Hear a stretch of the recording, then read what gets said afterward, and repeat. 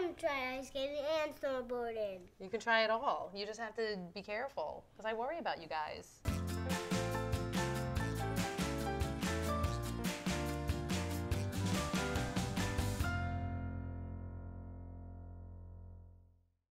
I love getting my kids outside in the winter. Being cooped up not only makes us all stir crazy, it increases the risk of illness. We love to ski as a family, but even as I thrill to watching my kids fly down the mountain, the risks of skiing do worry me. And on snow days, of course, all the kids want to grab their sleds and head to the nearest hill. But sledding can also be dangerous if the proper precautions are not taken. And every time you guys go out with your sleds on your snow days, I ask you to wear your helmet. And we never do. Because? It's not cool. Because it's not cool, and because nobody else is wearing it. But if everybody wore a helmet when they were sledding. Maybe. About 20,000 kids in the US visit the ER each year because of sledding-related accidents, and about 600,000 people are injured skiing and snowboarding every year. No one encounters these injuries more often than a pediatric orthopedic surgeon.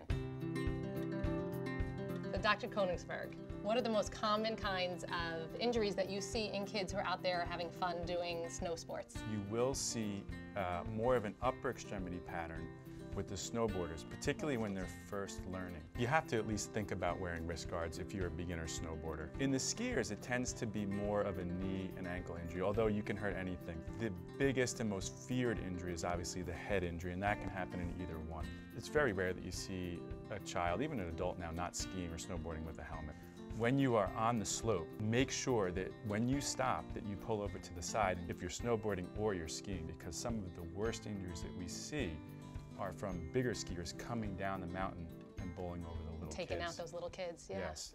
How about sledding? Kids aren't usually wearing helmets when they sled. I don't think parents think about the danger as much as they should. And it's a great point. The big issue when sledding is hitting a stationary object. Right. We try to get the kids sledding down in the middle and then walking back up the outside so you don't have this cross chatter. But the big no-no is sledding where you're going to hit a post, where you're going to hit a tree and coming down, because that's where you have your worst. Just in general, fatigue ends up hurting so many kids too. They just want to go for that last run, keep going, keep going. You break your leg, it's the last run of the day, That's right. I guarantee it. But doing whatever the activity is at a low level intensity is a great way to warm up.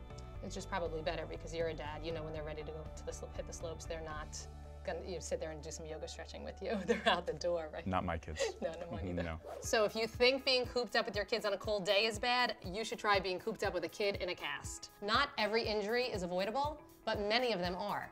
So especially in this weather, teach your kids it is cool to be careful.